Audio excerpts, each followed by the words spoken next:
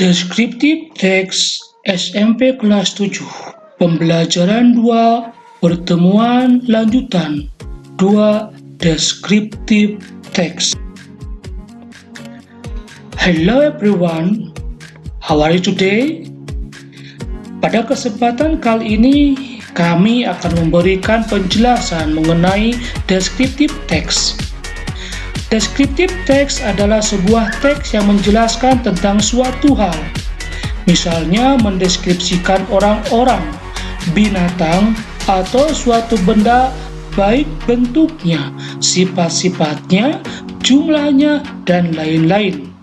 Deskriptif teks juga bertujuan untuk menjelaskan, menggambarkan, atau mengungkapkan seseorang atau suatu benda. Generic structure dari deskriptif teks. Yang pertama, 1. Identification. Bagian identification berisi pendahuluan dan gambaran umum tentang suatu topik.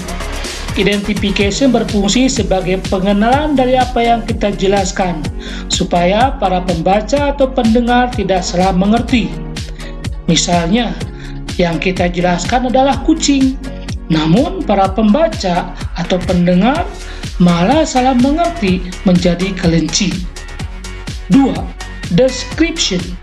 Pada bagian description berisi ciri-ciri khusus atau sifat-sifat yang terdapat dalam benda, orang, atau binatang yang sedang kamu jelaskan.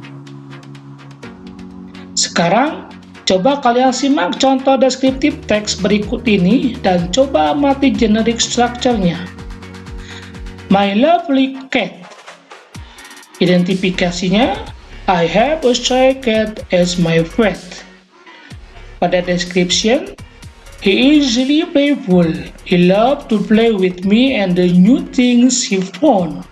He has orange and white fur. His fur is so soft and I like to rub it for him. He has long tail. He likes to play with it. He also always tries to catch his tail sometimes. I also like to hold him in my hand. When I hold him like that, he will fall asleep. Pada penjelasannya, kalimat pertama atau paragraf pertama adalah identification. Dan kalimat ini menjelaskan bahwa si penulis memiliki kucing liar sebagai kucing peliharaannya. Paragraf kedua berisi tentang description, berisi penjelasan atau deskripsi tentang kucing si penulis dengan memaparkan sifat-sifat dan kebiasaannya, seperti kucingnya yang suka bermain. Dia punya bulu berwarna oranye dan putih yang lembut, dan dia suka bermain dengan rumputnya. Ciri-ciri deskriptif teks. Pertama, menggunakan simple present tense. Tense ini digunakan karena dalam deskriptif teks kita akan menjelaskan suatu fakta atau kebenaran yang terdapat dalam suatu hal atau orang. Yang kedua, menggunakan banyak kata-kata adjektif. Kata adjektif digunakan karena dalam deskriptif teks kita akan menjelaskan sifat-sifat dari suatu benda, manusia, atau binatang. Kita akan sering menjumpai banyak kata is atau relating verb, kata kerja penghubung dalam deskriptif teks, karena is itu berarti adalah yang mengarahkan pada penjelasan benda, orang, atau binatang yang sedang kita jelaskan. Yang keempat, deskriptif teks hanya fokus menjelaskan pada satu objek. Contoh deskriptif teks. Silakan coba kalian simak contoh deskriptif teks berikut ini. Joko Widodo. Joko Widodo, popularly known as Jokowi, born 21st June 1961, is the 7th President of Indonesia. In office since 2014. Previously, he was the mayor of Surakarta from 2005 to 2012 and governor of Jakarta from 2012 to 2014. He is the first Indonesian president without a high-ranking political or military background.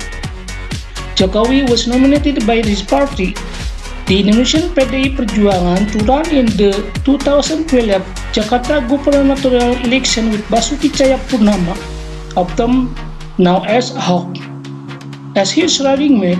Jokowi selected as Governor of Jakarta on 20 September 2012 after a second round of election, which he defeated incumbent Governor of Fauzi Bowo. Jokowi's win has widely seen as reflecting popular voter support for a new or clean leaders rather than the old style of politics in Indonesia. His nomination as PDIP candidate for the 2014 presidential election was announced on 14th March 2014. The presidential election was held on 9 July 2014 after some controversy about the result of the election. Jokowi was named as a president election on 22nd July. He was formally declared as the winner of the election by the General Election Commission, Komisi Pemilihan Umum, or KPU, winning more than 53% of the vote of his opponent Prabowo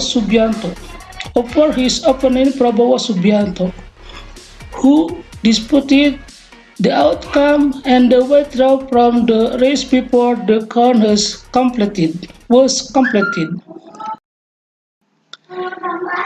Joko Widodo, who was awarded third place in the 2012 major project, became the elected governor of Jakarta in October 2012 after serving as mayor of Surakarta Solo since 2005.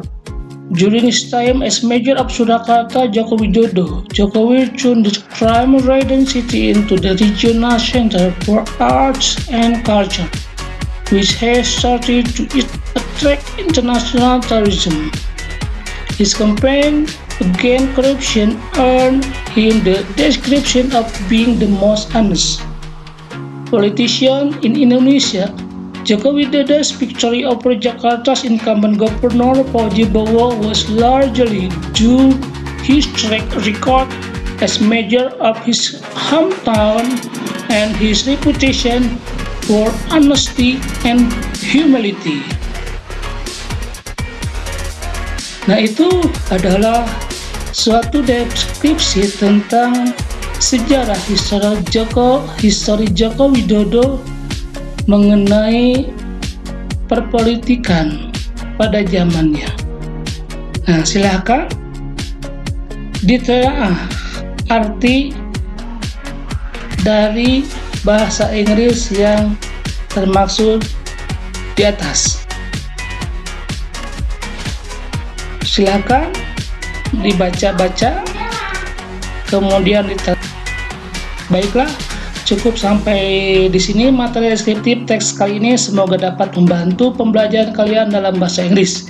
Jika kalian menyukai artikel ini, silakan share dan berikan komentar kepada kami agar kami lebih semangat lagi dalam menulis konten yang lebih baik. Thank you for reading and see you on the next time. Terima kasih. Wassalamualaikum warahmatullahi wabarakatuh.